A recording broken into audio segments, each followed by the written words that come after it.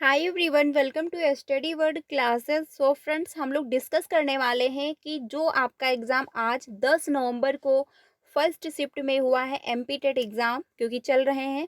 तो एग्ज़ाम जो है आज जो आपका हुआ है फर्स्ट शिफ्ट में, वो हम लोग डिस्कस करने वाले हैं। आज कौन कौन से जो है प्रश्न पूछे गए, सबसे सटीक जो है आपको उत्तर मिलने वाला है। तो आप लोग मैच करिए कि आपके कितने आंसर सही हो रहे हैं और कितने नंबर बन पा रहे हैं। ठीक है, सारे पेपर का एनालिसिस आपको मेरे चैनल से मिल जाएगा, तो चैनल को सब्सक्राइब कर लीजिएगा। और वहीं पर सीटेट की भी क्लासेस कंटिन्यू है, तो आप लोग ज्वाइन कर सकते हैं। तो ये जो एग्ज़ाम आज 10 नवंबर को हुआ है मॉर्निंग यानी फर्स्ट शिफ्ट में, वो हम लोग यहाँ पर डिस्कस करेंगे। सीधे क्वेश्चन का आंसर देखेंगे क्योंकि ज़्यादा एनालिसिस डिटेल में हम लोग बाद में समझेंगे। अभी के लिए क्या है, आप भी एक्साइटेड होंगे कि जल्द से जो है हमको क्वेश्चन का आंसर देखने को मिले। तो ओनली हम लोग क्वेश्चन का आंसर ही देखेंगे, उसके बाद डिटेल में चीज़ें समझेंगे। तो चलिए फिर स्टार्ट करते हैं। पेपर हम लोग समझ लेते हैं कौन सा आंसर, कौन से क्वेश्चन का कौन सा आंसर सही है। इसमें जो है पहला है कि अभिवृद्धि के बारे में सही कथन चुनिए। इसमें 4 ऑप्शन आपको दिए गए थे, जिसमें से राइट आंसर हो जाएगा अभिवृद्धि मात्रात्मक होती है। क्योंकि अभिवृद्धि जो होती है मात्रात्मक इसलिए होती है क्योंकि आप इसको मेजर कर सकते हो। ठीक है, यानी आप जो है इसको मान सकते हो। तो ये आंसर इसमें जो था करेक्ट, वो आपका था कि अभिवृद्धि मात्रात्मक होती है। अगला है कि जो है क्वेस का क्या अर्थ होता है, तो विशिष्ट आवश्यकता वाले बच्चे, यानी जो विशिष्ट आवश्यकता वाले बच्चे होते हैं उनका जो है ये अर्थ होता है। इसमें जिन्होंने भी ये ऑप्शन चूज किया होगा वो जो है उनका करेक्ट हो जाएगा। अगले क्वेश्चन पे चलते हैं। नेक्स्ट है, इकाई जो है योजना उपागम मनोविज्ञान के कौन से सिद्धांत पर आधारित है। तो ये आपका सततता जो है यानी सततता का सिद्धांत इस पर आधारित है। ये इसमें राइट आंसर हो जाएगा। नेक्स्ट है क्वेश्चन, लक्ष्य वे हैं जो निकट भविष्य में प्राप्त करने योग्य प्रतीत होते हैं। तो इसमें राइट आंसर जो था वो लघु विधि था। ठीक है, लघु विधि, लघु जो है अवधि, जिन्होंने भी जो है चूज किया होगा ऑप्शन, वो जो है बिल्कुल करेक्ट हो जाएगा। आंसर यहाँ पे जो है लघु अवधि सही है। अगले क्वेश्चन पे चलते हैं। अगला है, समस्या समाधान में लक्ष्य प्रवृत्ता के संप्रत्यय को किसने प्रस्तावित किया था। तो ये जो है क्लार्क जो है हल ने प्रस्तावित किया था। आंसर यहाँ पे जो है क्लार्क हल हो जाएगा। अगला है, जीवन के जो है पहले वर्ष में बच्चों की मृत्यु दर या जो है प्रति 1000 जन्म लेने वाले बच्चों की मृत्यु दर की संख्या क्या कहलाती है। तो यहाँ पर आंसर जो था वो होगा बाल मृत्यु दर। ठीक है, ये आपका राइट आंसर हो जाएगा। अगले क्वेश्चन पे चलते हैं। नेक्स्ट है कि दीवा स्वप्न जो है देखने का व्यवहार किस अवस्था का लक्षण है। तो ये आपका किशोरावस्था हो जाएगा। ठीक है, राइट आंसर जो होगा इसका वो किशोरावस्था सही हो जाएगा। अगला है, सीखने के क्रम में क्या क्या शामिल है। तो आपका सीखने के क्रम में जो है शामिल होगा अभिज्ञान, पुनरावृत्ति और आपका ज्ञान। ये जो है इसमें क्रम में शामिल होंगे सीक्वेंस में। राइट आंसर इसका अभिज्ञान, पुनरावृत्ति और ज्ञान होगा। जिन्होंने भी चूज किया होगा उनका राइट आंसर बिल्कुल सही है। अगले क्वेश्चन पे चलते हैं। नेक्स्ट है कि कहानी इसलिए जो है पढ़ी जाती है क्योंकि कहानी पढ़ने में आनंद आता है। ठीक है, ये जो है इसका आंसर हो जाएगा, क्योंकि कहानी इसलिए पढ़ी जाती है। ये वाला जो है इसका क्वेश्चन था कि आंतरिक अभिप्रेरणा का उदाहरण है। तो ये जो है आंसर में आपके ऑप्शन जिन्होंने भी ये चूज किया होगा कि कहानी इसलिए पढ़ी जाती है क्योंकि कहानी जो है पढ़ने में आनंद आता है। अब इसका रीज़न अंदर है, अब इसका रीज़न बाहर नहीं है, क्योंकि आपको आनंद आ रहा है, आपको इंटरेस्ट है, आपको अच्छा लग रहा है, इसलिए आप कहानी को पढ़ रहे हो।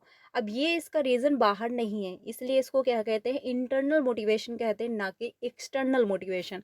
इंटरनल मोटिवेशन आपका बेस्ट माना जाता है, आंतरिक अभिप्रेरणा, क्योंकि इसका रीज़न आपके अंदर होता है और ये लॉन्ग टाइम चलता है। जिसका रीज़न बाहर होता है वो लॉन्ग टाइम नहीं चलता, क्योंकि एक टाइम बाद वो ख़त्म हो जाता है। ठीक है, तो इसका आंसर जिन्होंने भी ये क्लिक किया होगा उनका बिल्कुल राइट आंसर है। अगले क्वेश्चन पे चलते हैं। नेक्स्ट है कि 12 वर्ष से 16 वर्ष के बच्चों के लिए हिंदी में डॉक्टर जो है एस जलोटा ने कौन सा परीक्षण प्रतिपादित किया। तो यहाँ पर जो राइट आंसर हो जाएगा वो साधारण मानसिक योग्यता परीक्षण है। ये आपका राइट आंसर होगा। नेक्स्ट क्वेश्चन पे चलते हैं। हवी क्लब जो है किन बच्चों की गुणवत्ता बनाए रखने में मदद करता है? तो प्रतिभा जो है वान बच्चे, यानी प्रतिभावान जो गिफ्टेड बच्चे होते हैं जिनका आईक्यू 140 प्लस होता है, 130 प्लस होता है, वो गिफ्टेड बच्चे कहलाते हैं और ये जो है अपनी फील्ड में बहुत अच्छा काम भी करते हैं। अगला है क्वेश्चन, रेखीय अभिक्रमित अनुदेशक जो है के प्रवर्तक हैं, तो वीएफ स्कनर हो जाएंगे। जिन्होंने भी ये चूज किया होगा बिल्कुल राइट आंसर हो जाएगा। अगला है क्वेश्चन, पाठ योजना का प्रमुख बिंदु, तो इसका आंसर जो राइट था वो था विशिष्ट उद्देश्य। जिन्होंने भी चूज किया होगा बिल्कुल राइट है। अगला है परीक्षा प्रतिमान पर आधारित विधि का नाम, तो इसमें हो जाएगा आपका प्रयोजना विधि। ठीक है, बिल्कुल राइट आंसर है। अगले क्वेश्चन पे चलते हैं। नेक्स्ट है कि लॉरेंस कोहलबर्ग द्वारा प्रतिपादित सिद्धांत का नाम बताइए। तो इसका राइट आंसर जो होगा वो नैतिक विकास का सिद्धांत होगा। कब दिया इन्होंने? सन 1958 में दिया, जिसको इंग्लिश में बोलते हैं मॉरल डेवलपमेंट। ठीक है, ये जो है आपके सीटेड में भी है और पूछता है। तो एमपीटेड का जो सिलेबस था और सीटेड का सिलेबस बिल्कुल सेम ही था, थोड़ा बहुत डिफरेंस था। इसमें राइट आंसर जिन्होंने भी चूज किया होगा नैतिक विकास का सिद्धांत, ये बिल्कुल करेक्ट होगा।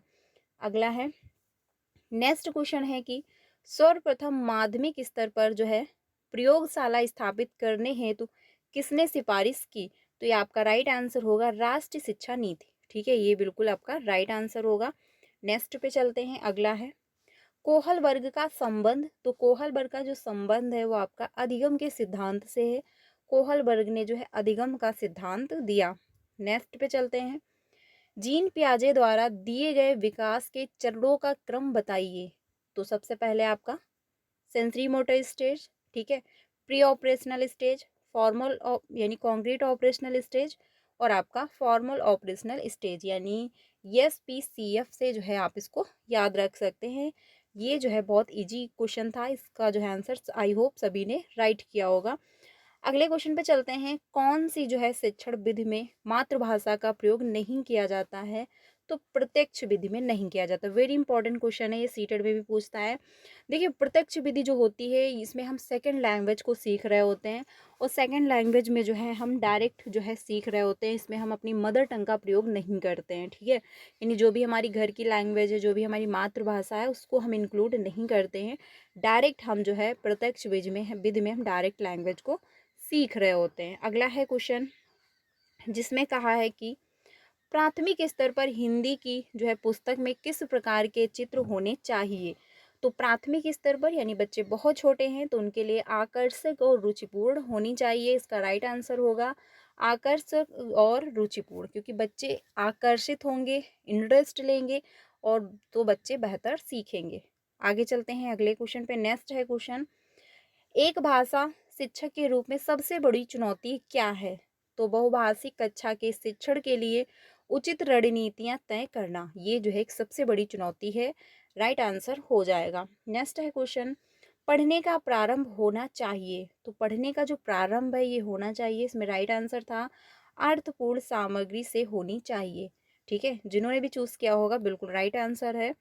नेक्स्ट पे चलते हैं। अगला है CCE का पूरा नाम बताइए। तो इसका पूरा नाम जो होगा वो सतत एवं व्यापक मूल्यांकन होगा। ठीक है, इसका राइट आंसर हो जाएगा।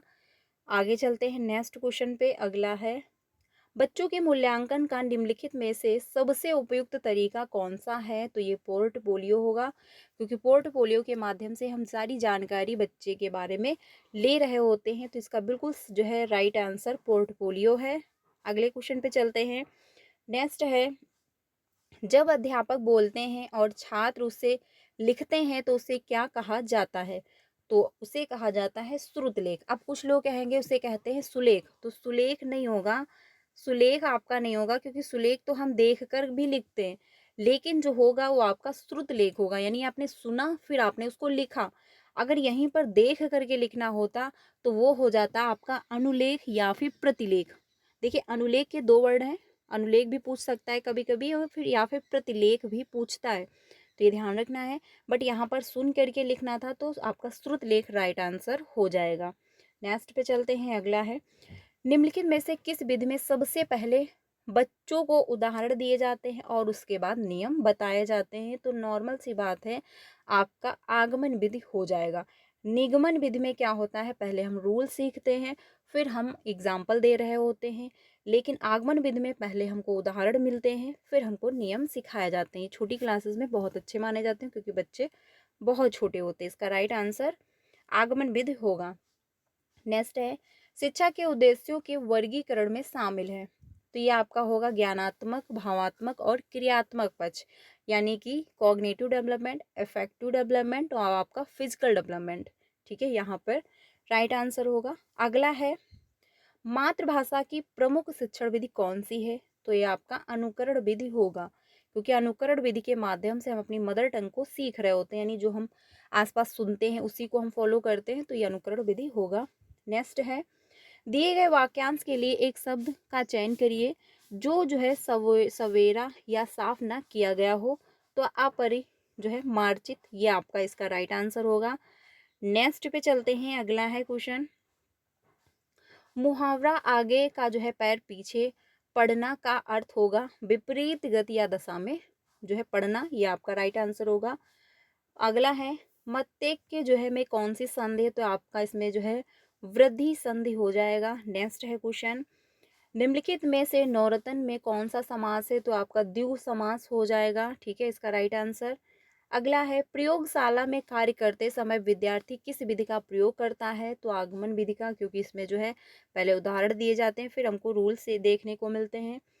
अगला है क्वेश्चन कि सहचर विधि में भाषा की आंतरिक शिक्षा प्रदान की जाती है खेल खेल में। ठीक है, ये ध्यान रखना, इसका राइट आंसर यही है। बच्चों में भाषा अधिग्रहण के समय सर्वप्रथम प्रयोग होता है तो निरर्थक शब्दों का होता है, इसमें राइट आंसर हो जाएगा। नेक्स्ट है, भाषा की जो है प्रकृति के संबंध में निम्नलिखित में से कौन सा कथन उचित नहीं है? तो ये आपका जो होगा वो हो जाएगा कठोरता से व्याकरणिक नियमों का अनुकरण करना। अगला है, शिक्षक जो है अधिगम प्रबंध प्रत्यय के प्रवर्तक कौन है? तो आई के डी जो है डेविस हो जाएंगे, इसका राइट आंसर आई के डेविस है। ठीक है, तो फ्रेंड्स ये थे क्वेश्चन, आप लोग मैच कर लीजिए। आई होप आपको हेल्प मिली होगी। तो कमेंट में बताइए कितने आपका स्कोर बन पा रहा है, कितने आपके आंसर सही हुए हैं। बाकी हर पेपर का एनालिसिस आपको चैनल से प्रोवाइड कराया जा रहा है, तो चैनल को सब्सक्राइब कर लीजिए। और वहीं पर सीटेट की भी क्लासेस कंटिन्यू हैं, तो वो भी आप लोग ज्वाइन कर सकते हो। तो क्लास अच्छी लगी तो लाइक कर दीजिएगा और अपने सारे फ्रेंड को शेयर भी करिएगा। बाकी टीचिंग से रिलेटेड सारी अपडेट मिलती है तो चैनल को सब्सक्राइब कर लीजिए, जिससे आपको सारी टीचिंग से related authentic update time to time मिलती रहें। मिलते हैं नेक्स्ट वीडियो में। Thank you.